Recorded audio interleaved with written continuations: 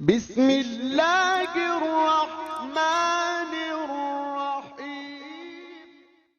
بسم اللہ الرحمن الرحیم۔ السلام علیکم ورحمۃ اللہ وبرکاتہ۔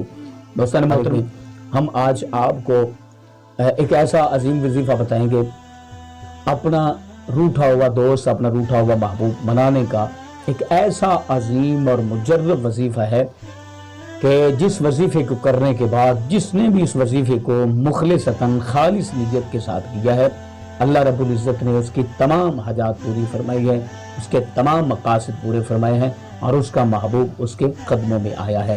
اس سے پہلے چھوٹی سی گزارش کہ اگر آپ نے ابھی تک ہمارا چینل سبسکرائب نہیں کیا تو ہمارے اس چینل کو کریں سبسکرائب اور بیل آئیکن کو دبائیں تاکہ اس طرح کی لیٹسٹ اور نئی سے نئی ویڈیو آپ تک بآسانی پہنچ سکے۔ دوستان محترم، یہ سورۃ الکوثر کا وظیفہ ہے۔ سورۃ الکوثر 30ویں پارے میں چھوٹی سی سورت ہے۔ بسم اللہ الرحمن الرحیم۔ انا اعطیناک الکوثر فصلی لربک وانحر ان شانئک ھو الابتر۔ یہ سورت مبارکہ ہے جس کو کرنے کا طریقہ بھی میں آپ کو آگے چل کے بتاؤں گا، لیکن اس سے پہلے چھوٹی سی گزارش ہے کہ اگر آپ نے ابھی تک ہمارا چینل سبسکرائب نہیں کیا تو ہمارے اس چینل کو کریں سبسکرائب اور بیل آئیکن کو دبائیں تاکہ اس طرح کی لیٹسٹ اور نئی سے نئی ویڈیو آپ تک بآسانی پہنچ سکے۔ بہت سارے ہمارے دوست احباب جو ہیں اس کش مکش میں مبتلا ہے اور اس پریشانی کی وجہ سے بہت زیادہ پریشان ہیں۔ جہاں پر وہ راضی ہیں وہاں پر ان کا جو دوست ہے، جس سے بھی اس کا تعلق ہے، تو اس کے لیے ضروری نہیں ہے کہ آپ کے اس کے ساتھ تعلقات غلط ہوں، یہ ضروری نہیں ہے، یہ بات یاد رکھیں۔ مگر نہ کمنٹ باکس میں بہت سارے لوگ کہیں گے جو آپ تو اس طرح کے وظائف بتاتے ہیں، کیونکہ ہماری ذمہ داری، ہم چاہتے ہیں کہ جو بھی ہمارے چاہنے والے ہیں ان تمام مصیبتوں سے، تمام پریشانیوں سے دور رہیں۔ ہمارا مقصد ان کو برائی کی جانب راغب کرنا نہیں، برائی کی طرف ان کی توجہ کروانا نہیں، بلکہ ہمارا مقصد یہ ہے، ان کی بھلائی ہمارا مقصد ہے، ان کی اچھائی اور ان کی بہتری ہمارا مقصد ہے۔ ان کو تکلیف، اذیت، پریشانی اور برائی کی جانب دھکیلنا ہمارا مقصد قطعی طور پہ نہیں۔ اس لیے آپ کو یہ جو میں وظیفہ بتانے جا رہا ہوں، اس وظیفے کو آپ نے سوچ سمجھ کر کرنا ہے۔ کیوں؟ اس لیے کہ اگر آپ یہ وظیفہ کر لیں گے تو پھر جو آپ کا محبوب ہے آپ کو مرتے دم تک کبھی نہیں بھلا پائے گا، کبھی نہیں چھوڑے گا، آپ سے کبھی بھی جدا نہیں ہوگا۔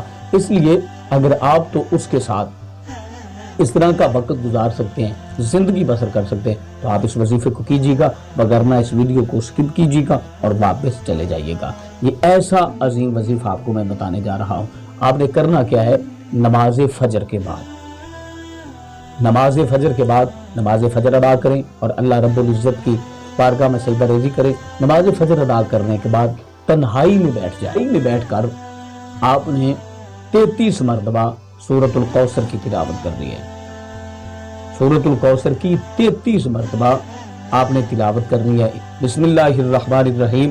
انا اعطیناک الکوثر فصلی لربک وانحر ان شانئک ھو الابتر۔ آپ نے 33 بار اس سورۃ مبارکہ کی تلاوت کرنی ہے اور تنہائی میں بیٹھ کر اس سورت کی تلاوت کرنی ہے تاکہ وہاں پر کوئی آپ کو ڈسٹرب کرنے والا بھی نہ ہو، آپ کو پکارنے والا، آواز مارنے والا نہ ہو۔ آپ اور خدا کے درمیان یہ بات چیت چل رہی ہو، آپ مخلصتاً خالصتاً اپنی نیت صاف کر کے، پاک صاف باوضو ہو کر، خوشبو لگا کر آپ اللہ کی بارگاہ میں بیٹھ جائیں اور بیٹھ کر 33 مرتبہ سورۃ الکوثر کی تلاوت کریں۔ اور سورۃ الکوثر کی تلاوت کر کے آپ سر سجدے میں رکھ کر گریہ ساری کر کے آرزو، التجا، تمنا اللہ کی بارگاہ میں پیش کریں، اتھرو بہا کر اللہ کی بارگاہ میں التجا کریں۔ آپ عاجزی و انکساری کے ساتھ اللہ کی بارگاہ میں التجا کریں۔ اللہ رب العزت آپ کے ہاتھ منہ پر پھیرنے سے پہلے آپ کی حاجت کو پورا فرما دے گا۔ تو اس لیے یہ وظیفہ بہت خاص ہے، اگر ہو سکے تو لوگوں کے ساتھ زیادہ سے زیادہ شیئر کریں تاکہ لوگ بھی اس سے استفادہ حاصل کر سکیں۔ ملتے ہیں نیکسٹ، تب تک اللہ نے